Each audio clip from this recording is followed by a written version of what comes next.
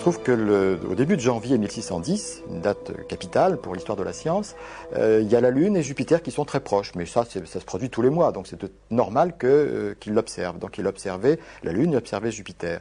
Et il a focalisé davantage son attention le soir du 7 janvier 1610, c'est lui qui nous donne la date, où il observait Jupiter sur le fond du ciel avec, bizarrement, écrit-il, 3 petits points, 3 étoiles qui sont bizarrement alignés, qui forment une ligne qui passe par Jupiter.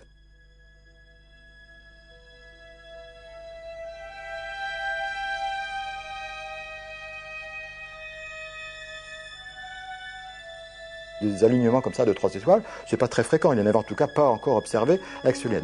Donc il retient cette observation et le lendemain, d'ailleurs il le dit lui-même, par je ne sais quel hasard, je retourne à cette observation qu'il avait déjà dessinée d'ailleurs, et il constate qu'il y a encore un alignement, mais qui n'est pas du tout celui qu'il attendait.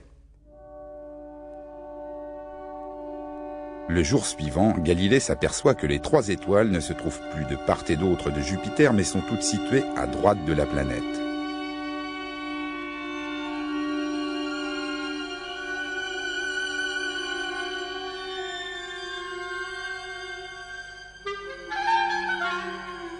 Au grand désespoir de Galilée, la nuit suivante, le ciel est nuageux. Ainsi va-t-il continuer ses observations pendant plusieurs jours et noter à chaque fois les changements de position des petites étoiles.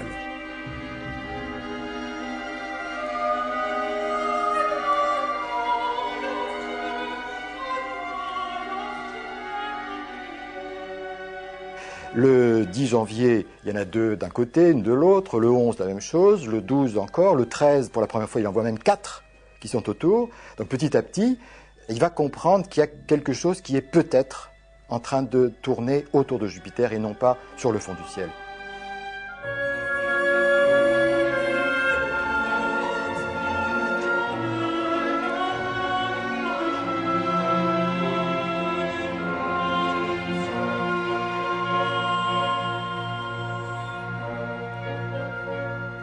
C'est une découverte capitale aussi dans l'histoire de la pensée parce que jusqu'à présent, le centre du monde était unique. C'était la Terre. La Terre était centrale. C'était le monde aristotélicien.